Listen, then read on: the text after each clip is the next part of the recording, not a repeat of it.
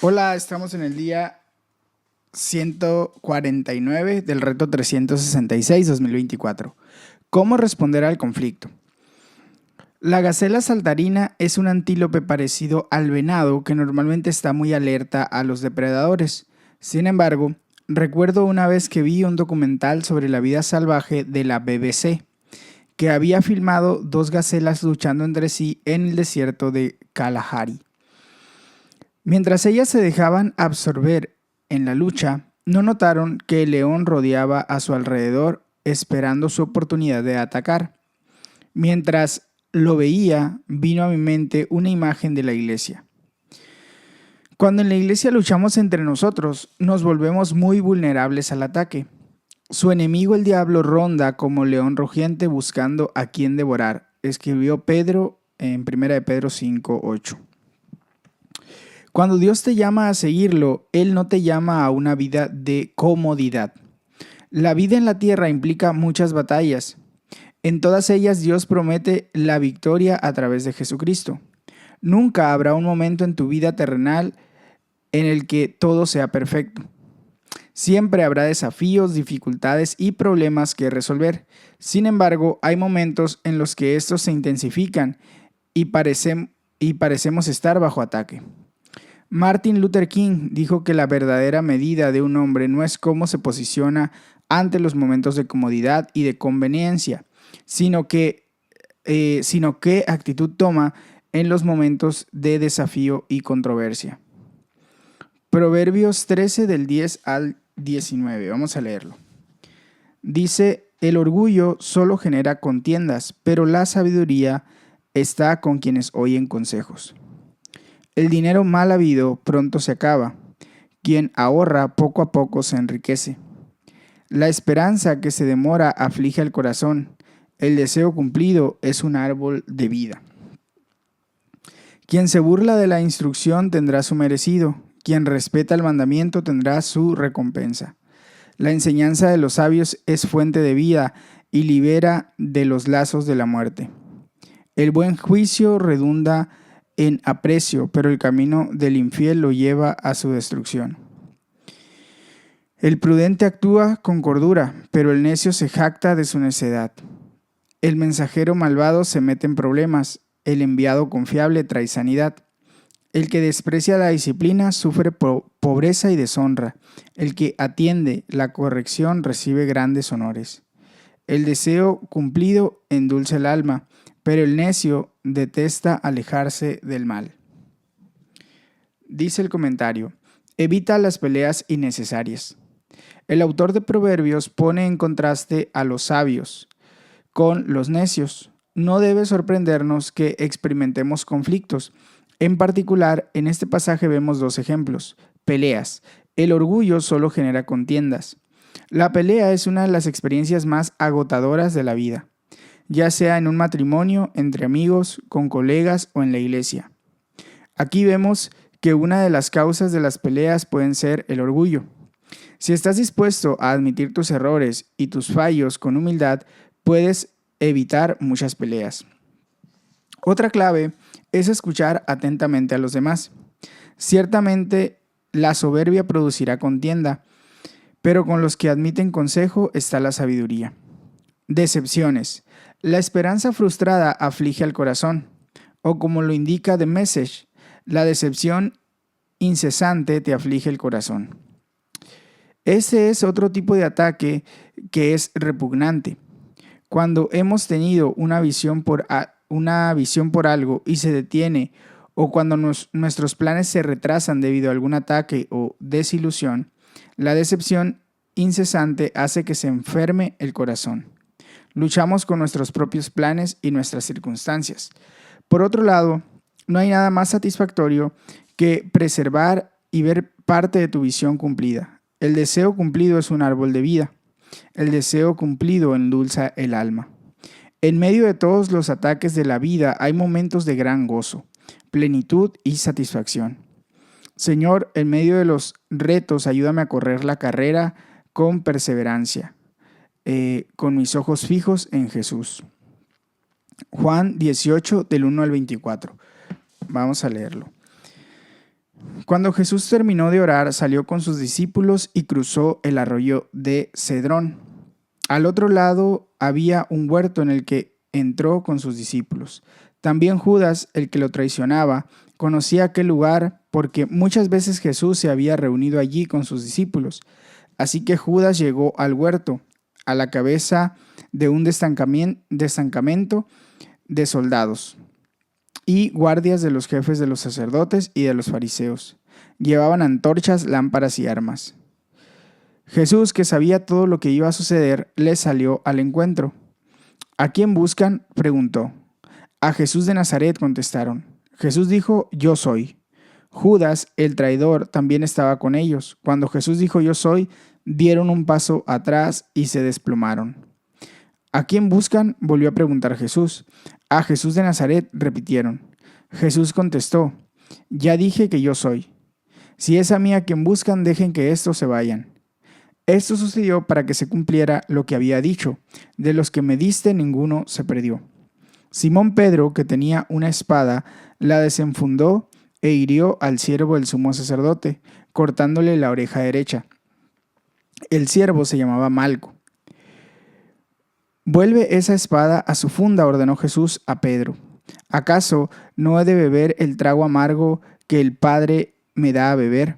Entonces los soldados, su comandante y los guardias de los judíos arrestaron a Jesús. Lo ataron y lo llevaron primeramente a Anás, que era suegro de Caifás, el sumo sacerdote de aquel año. Caifás era el que había aconsejado a los judíos que les convenía más que muriera un solo hombre por el pueblo. Simón Pedro y otro discípulo seguían a Jesús. Y como el otro discípulo era conocido del sumo sacerdote, entró en el patio del sumo sacerdote con Jesús. Pedro, en cambio, tuvo que quedarse afuera junto a la puerta. El discípulo conocido del sumo sacerdote volvió entonces a salir, habló con la portera del turno y consiguió que Pedro entrara. ¿No eres tú también uno de los discípulos de ese hombre?, le preguntó la portera. No lo soy, respondió Pedro. Los criados y los guardias estaban de pie alrededor de una fogata que habían hecho para calentarse, pues hacía frío. Pedro también estaba de pie con ellos, calentándose. Mientras tanto, el sumo sacerdote interrogaba a Jesús acerca de sus discípulos y de su enseñanza. Yo he hablado abiertamente al mundo, respondió Jesús. Siempre he enseñado en las sinagogas o en el templo, donde se congregan todos los judíos. En secreto no he dicho nada. ¿Por qué me interrogas a mí? Interroga a los que me han oído hablar. Ellos deben saber lo que dije. Apenas dijo esto, uno de los guardias que estaba allí cerca le dio una bofetada y le dijo, ¿así contestas al sumo sacerdote? Si he dicho algo malo, respondió Jesús, demuéstramelo. Pero si lo que dije es correcto, ¿por qué me pegas? Entonces Anás lo envió, todavía atado a Caifás, el sumo sacerdote. Dice el comentario, confía en que Dios puede sacar lo bueno del mal. A veces la culpa de que el conflicto entre en nuestras vidas es solo nuestra. Sin embargo, no siempre es necesariamente el caso. Los ataques contra Jesús no ocurrieron como resultado de su propio pecado o fracaso. Más bien fueron el resultado de la maldad. Pero Dios los usó para bien. Una vez que hubo orado por la unidad, Jesús se adentra en el mundo del conflicto. Solo y desprotegido, lleno de amor y bondad, Jesús es arrestado y condenado a la muerte. Él da su vida para dar vida. Traición. Este fue un momento terrible en la vida de Jesús. Su amigo y discípulo Judas, con quien había pasado 3 años, estaba yendo a la cabeza de un destacamento de soldados y algunos guardias de los jefes de los sacerdotes y de los fariseos para arrestar a Jesús. No hay nada más doloroso que un ataque de parte de un amigo o un colega. La respuesta noble de Jesús es ejemplar. Se mantuvo en calma, rehusó usar la violencia y tuvo un extraordinario autocontrol. Jesús, para proteger a sus discípulos, afronta al grupo de poderosos hombres armados traídos por Judas. Refrena el intento de Pedro de recurrir a la violencia por defenderlo, pues no quiere resolver aquel conflicto usando los caminos del mundo. Malos tratos. Las propias autoridades que deberían haber estado protegiendo a los inocentes, se unieron en el ataque contra Jesús. Arrestaron a Jesús y lo ataron. Lo llevaron primero a Anás y luego a Caifás. De pie ante el sumo sacerdote y todavía atado, Jesús es golpeado en la cara. Si Jesús fue tratado de esta manera, no debemos sorprendernos si de vez en cuando nos vemos atados por aquellos con autoridad, ya sea gente religiosa o del mundo. Negación. La negación de Pedro no vino de un corazón malvado, sino simplemente de la debilidad humana. Cuando se le preguntó si era uno de los discípulos de Jesús, respondió: no lo soy. Entiendo totalmente cómo Pedro pudo negar a Jesús a pesar de tener todas las mejores intenciones. A veces he dicho o hecho cosas que en retrospectiva eran pura cobardía. La realidad es que Jesús tiene el control total de la situación. Él sabía todo lo que le iba a suceder y actuó para cumplir su propia oración del capítulo anterior. Jesús fue a su muerte a beber el trago amargo que el Padre le da a beber, pagando el castigo por nuestro pecado y maldad. Jesús pagó la pena por nosotros. Era preferible que muriera un solo hombre por el pueblo. La muerte de Jesús es en lugar de Pedro y de cada uno de nosotros. Se enfrenta al ataque de la muerte y el juicio para que tú no tengas que hacerlo. Jesús se deja atar para que pueda ser desatado y liberado. Padre, dame coraje y sabiduría para saber cómo responder con dignidad y gracia cuando esté bajo ataque. Ayúdame a confiar en que en todo trabajas para el bien de los que te aman y son llamados según tu propósito. Romanos 8:28. Primer libro de Samuel, 21:1 al 23:29. Dice así: cuando David llegó a Nob, fue a ver al sacerdote Ahimelech, quien al encontrarse con David se puso nervioso. ¿Por qué vienes solo?, preguntó. ¿Cómo es que nadie te acompaña? David respondió: vengo por orden del rey, pero nadie debe saber a qué me ha enviado ni cuál es esa orden. En cuanto a mis hombres, ya les he indicado dónde encontrarnos. ¿Qué provisiones tienes a mano? Dame unos 5 panes o algo más que tengas. No tengo a la mano pan común y corriente, contestó el sacerdote. Podría darte el pan consagrado, si es que tus hombres se han abstenido por lo menos de estar con mujeres. David respondió: te aseguro que, como es la costumbre cuando salimos en una expedición, no hemos tenido contacto con mujeres. Además, mis hombres se consagran incluso en expediciones ordinarias, así que con más razón están consagrados ahora. Por tanto, el sacerdote entregó a David el pan consagrado, ya que no había otro. Era el pan de la presencia que había sido quitado de delante del Señor y reemplazado por el pan caliente del día. Aquel día estaba allí uno de los oficiales de Saúl que se había quedado detenido ante el Señor. Se trataba de un edomita llamado Doeg, que era jefe de los pastores de Saúl. David preguntó a Ahimelech: ¿no tienes a la mano una lanza o una espada? Tan urgente era el encargo del rey que no alcancé a tomar mi espada ni mis otras armas. El sacerdote respondió: aquí tengo la espada del filisteo Goliat, a quien mataste en el valle de Elá. Está detrás del efod, envuelta en un paño. Puedes llevártela si quieres. Otras armas no tengo. Dámela, dijo David. Es la mejor que podrías ofrecerme. Ese mismo día, David, todavía huyendo de Saúl, se dirigió a Aquis, rey de Gat. Los oficiales dijeron a Aquis: ¿no es este David el rey del país? ¿No es él quien danzaba y en los cantos decían: Saúl mató a miles, pero David a sus 10,000? Al oír esto, David se preocupó y tuvo mucho miedo de Aquis, rey de Gat. Por lo tanto, fingió perder la razón y en público comenzó a portarse como un loco, haciendo garabatos en las puertas y dejando que la saliva le corriera por la barba.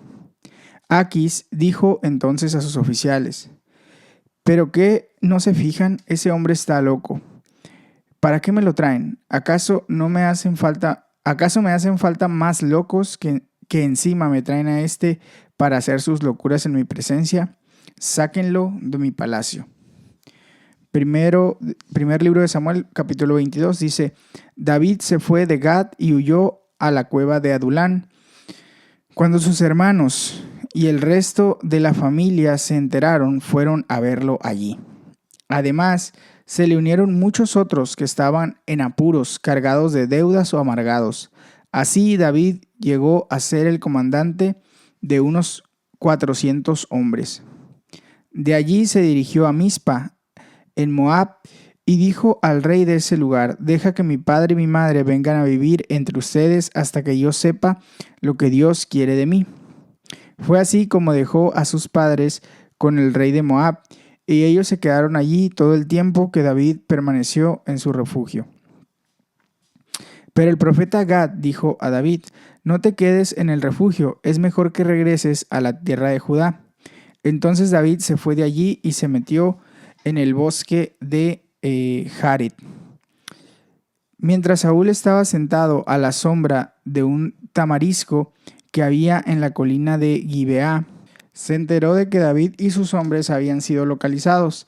Tenía Saúl su lanza en la mano y lo rodeaban todos sus oficiales, a quienes dijo: pongan atención, hombres de Benjamín. ¿También ustedes creen que el hijo de Isaí les va a dar tierras y viñedos, y que a todos los va a nombrar comandantes de 1000 y de 100,000 soldados? Ahora veo por qué todos ustedes conspiran contra mí, y por qué nadie me informa del pacto que mi hijo ha hecho con el hijo de Isaí. Nadie se ha tomado la molestia de avisarme que mi propio hijo instiga a uno de mis súbditos a que se subleve y me aceche, como en realidad está pasando. Doeg el edomita, que se encontraba entre los oficiales de Saúl, dijo: yo vi al hijo de Isaí reunirse en Nob con Ahimelech, hijo de Ahitob. Ahimelech consultó al Señor por David y le dio provisiones, y hasta le entregó la espada de Goliat el filisteo. Entonces el rey mandó a llamar al sacerdote Ahimelech, hijo de Ahitob, y a todos sus parientes, que eran sacerdotes de Nob. Cuando llegaron, Saúl dijo: escucha, hijo de Ahitob. Diga mi señor, respondió Ahimelech. ¿Por qué tú, y el hijo de Isaí conspiran contra mí? Reclamó Saúl. Le diste comida y una espada. También consultaste a Dios por él para que se subleve y me aceche, como en realidad está pasando.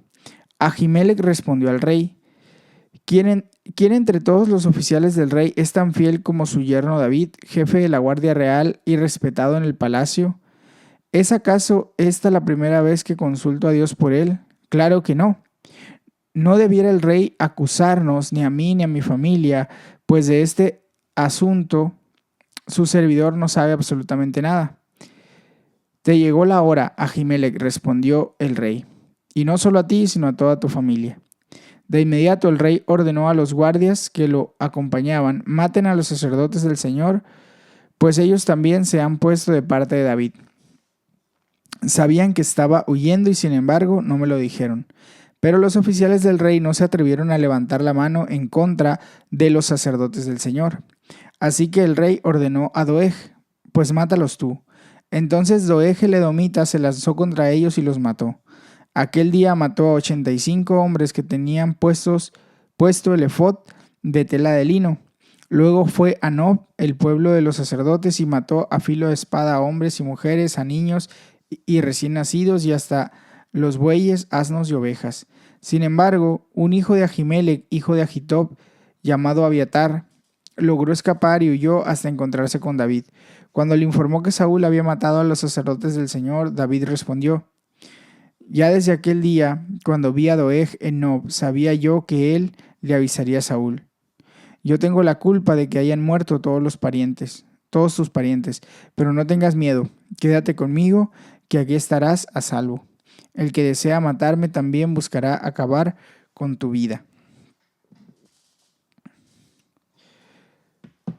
Primero de Samuel 23. Dice: los filisteos atacaron la ciudad de Keilah y saquearon los graneros. Cuando David se enteró de lo sucedido, consultó al Señor: ¿debo ir a luchar contra los filisteos? Ve, respondió el Señor, lucha contra los filisteos y libera a Keilah.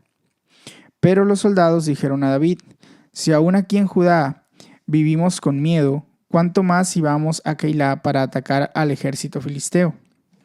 David volvió a consultar al Señor y él respondió: ponte en camino y ve a Keilá, que voy a entregar en tus manos a los filisteos. Así que David y sus hombres fueron allá y lucharon contra los filisteos, derrotándolos por completo. David se apoderó de los ganados de los filisteos y rescató a los habitantes de la ciudad. Ahora bien, cuando Abiatar, hijo de Ahimelech, huyó a Keilá para refugiarse con David, se llevó consigo el efod. Cuando contaron a Saúl que David había ido a Keilá, exclamó: Dios me lo ha entregado. David se ha metido en una ciudad con puertas y cerrojos. No tiene escapatoria. Entonces convocó a todo su ejército para ir a combatir a David y a sus hombres y sitiar la ciudad de Keilá. David se enteró de que Saúl tramaba su destrucción. Por tanto, ordenó al sacerdote Abiatar que llevara el efod. Luego David oró: Oh Señor Dios de Israel, yo, tu siervo, sé muy bien que por mi culpa Saúl se propone venir a Keilá para destruirla. ¿Me entregarán los habitantes de esa ciudad a manos de Saúl? ¿Es verdad que Saúl vendrá, según me han dicho? Yo te ruego, Señor Dios de Israel, que me lo hagas saber. Sí vendrá, respondió el Señor. David volvió a preguntarle: ¿nos entregarán los habitantes de Keilá a mí y a mis hombres en manos de Saúl? Y el Señor contestó: sí, los entregarán. Entonces David y sus hombres, que eran como 600, se fueron de Keilá y anduvieron de un lugar a otro. Cuando le contaron a Saúl que David se había ido de Keilá, decidió suspender la campaña. David se estableció en los refugios del desierto, en los áridos cerros de Zif. Día tras día Saúl lo buscaba, pero Dios no lo entregó en sus manos. Estando David en Ores, en el desierto de Zif, se enteró de que Saúl había salido en su búsqueda con la intención de matarlo. Jonatán, hijo de Saúl, fue a ver a David en Ores y lo animó a seguir confiando en Dios. No tengas miedo, dijo, que mi padre no podrá atraparte. Tú vas a ser el rey de Israel y yo seré el segundo al mando. Esto hasta mi padre lo sabe. Entonces los dos hicieron un pacto en presencia del Señor, después de lo cual Jonatán regresó a su casa y David se quedó en Ores. Los habitantes de Zif fueron a Gibeá y dijeron a Saúl: ¿no sabe usted que David se ha escondido en nuestro territorio? Está en el monte Jaquilá, en los refugios de Ores, al sur del desierto. Cuando su majestad tenga a bien venir, entregaremos a David en sus manos. Que el Señor los bendiga por tenerme tanta consideración, respondió Saúl. Vayan y averigüen bien por dónde anda y quién lo ha visto, pues me han dicho que es muy astuto. Infórmense bien de todos los lugares donde se esconde y tráiganme datos precisos. Entonces yo iré con ustedes y si es verdad que está en esa región, lo buscaré entre todos los clanes de Judá. Los de Zif se despidieron de Saúl y volvieron a su tierra. Mientras tanto, David y sus hombres se encontraban en el desierto de Maón, en el Arabá, al sur del desierto. Cuando avisaron a David que Saúl y sus hombres venían en su búsqueda, bajó al peñasco del desierto de Maón. Al enterarse de esto, Saúl dirigió la persecución hacia ese lugar. Saúl avanzaba por un costado del monte mientras David y sus hombres iban por el otro, apresurándose para escapar. Pero Saúl y sus hombres lo tenían rodeado. Ya estaban a punto de atraparlo cuando un mensajero llegó y dijo a Saúl: vengan deprisa, que los filisteos están saqueando el país. Saúl dejó entonces de perseguir a David y volvió para enfrentarse con los filisteos. Por eso que el sitio se llama Selah Jamalekot. Luego David se fue de allí para establecerse en los refugios de Engadí. Dice el comentario: fortalecerse mutuamente. Aquel fue un periodo de intenso conflicto para David. Como vemos aquí con Saúl, los celos nunca parecen aliviarse una vez que se apoderan de una persona. Condujeron a Saúl a realizar cada vez más actos perversos a sangre fría. No se pestañeó al destruir una ciudad llena de sacerdotes. David tuvo que recurrir a todos los engaños para evitar los ataques. Comió del pan de la presencia, fingió perder la razón y se le unió a un grupo de personas que estaban en apuros, cargados de deudas o amargados.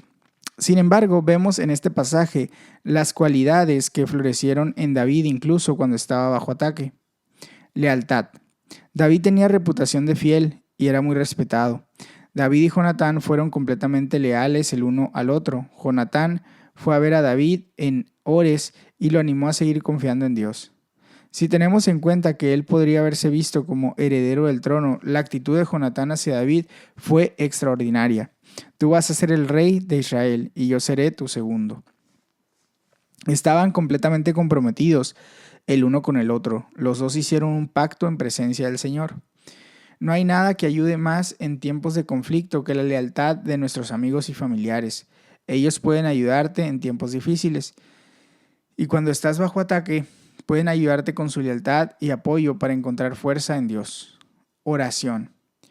¿Cuál es tu primer punto de apoyo cuando los conflictos llegan a tu vida? Como dice Joyce Meyer, cuando hay problemas, ¿corres al teléfono o corres al trono? En aquella etapa de su vida, David había aprendido la vital importancia de consultar al Señor antes de tomar decisiones.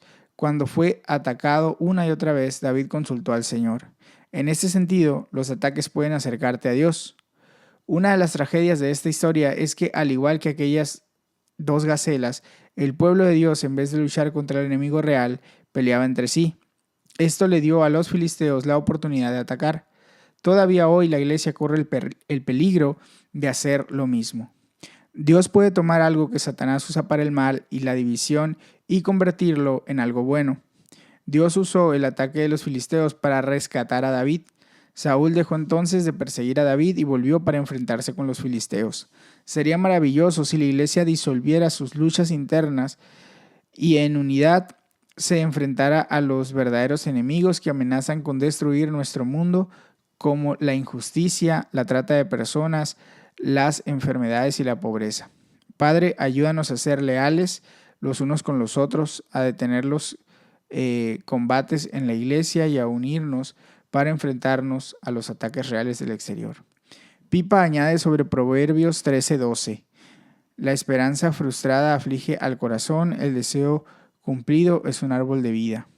Verdaderamente la decepción es algo que puede hacerte enfermar. Si la dejas aumentar, te comerá. No estoy segura de cuál es el remedio, excepto llevarla a Dios. Tratar de dejarla atrás y confiar en la soberanía de Dios, aunque no siempre sea fácil. Hasta aquí llega la lectura del día de hoy. Recuerda que puedes tomar un tiempo personal para meditar y orar. Y también te pido de favor que si consideras que este contenido le puede ser de bendición a alguien más, le compartas el enlace, lo animes a mantenerse día a día escuchándolo para que esta comunidad pueda crecer más. Dios te bendiga.